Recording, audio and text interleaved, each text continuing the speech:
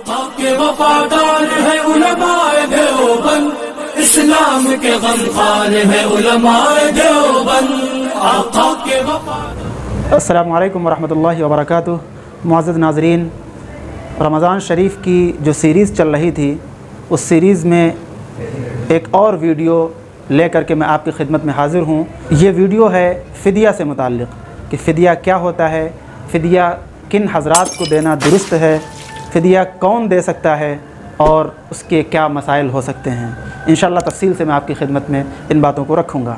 جو حضرات عمر کے آخری مرحلے میں چل رہے ہوں یا بیمار ہوں اور بیماری ایسی ہو کہ اس بیماری سے نکلنے کا امکان نہ ہو, بڑھاپا ایسا ہو کہ اس بڑھاپے کے بعد دوبارہ صحت مند ہونے کے امکان نہ ہوں, تو ایسے شخص کے لیے گنجائش ہے کہ وہ اپنے روزوں کا فدیہ ادا کر دے.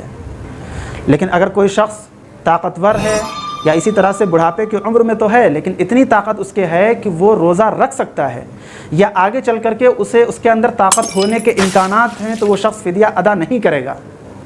ہاں, اگر امکانات ختم ہو جائیں طاقتور ہونے کے تو پھر وہ شخص فدیہ ادا کرے گا.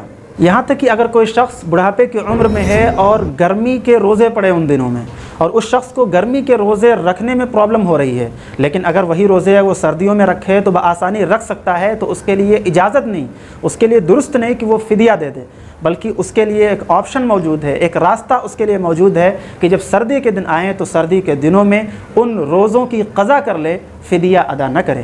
اگر کوئی شخص شیخ فانی تھا, بڑھاپے کی عمر میں تھا اور اس کے روزے چھوٹ گئے, روزے کے بدلے اس نے فدیہ بھی ادا کر دیا, کچھ دنوں کے بعد میں اس کے جسم کے اندر طاقت آ گئی, وہ مضبوط ہو گیا, تو اب اسے چاہیے کہ وہ جو فدیہ دیا تھا وہ فدیہ اس کے لیے صدقہ ہو جائے گا, اور جو اس کے روزے چھوٹے تھے ان روزوں کی اس کو قضا کرنا لازم ہوگا. شیخ فانی یا وہ شخص جو بڑھاپے کی عمر میں پہنچ چکا ہے اس کے لیے یہ درست نہیں کہ وہ کچھ رقم دے کر کے کسی غریب سے کہے کہ تم روزہ رکھ لو میری طرف سے. یہ کرنا درست نہیں ہے, کیونکہ روزہ ایک بدنی عبادت ہے. جس طرح سے نماز ایک بدنی عبادت ہے, اسی طرح سے روزہ بھی ایک بدنی عبادت ہے.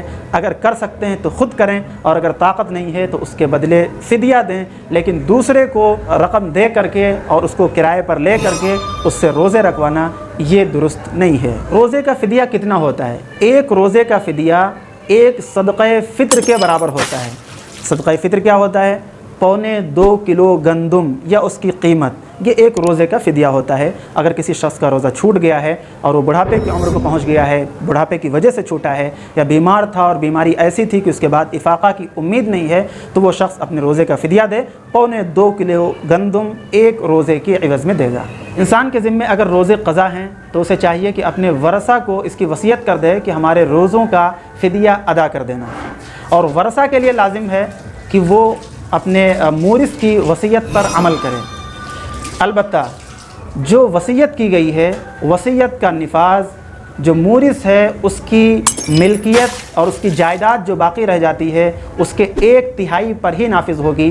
اگر اس سے زیادہ کی وصیت ہے تو ورثہ کے لیے ضروری نہیں ہے کہ اس وصیت کو مکمل کریں. ہاں, اگر کر دیں تو یہ میت کے اوپر احسان ہوگا. دوستو, فدیہ سے متعلق میں نے آپ کے سامنے یہ باتیں رکھیں. اگر کسی کو کوئی سوال کرنا ہو تو سوال کرے, انشاءاللہ اس کا جواب دینے کی کوشش کی جائے گی. ملتے ہیں اگلی ویڈیو میں. جزاک اللہ خیرہ. السلام علیکم ورحمۃ اللہ وبرکاتہ.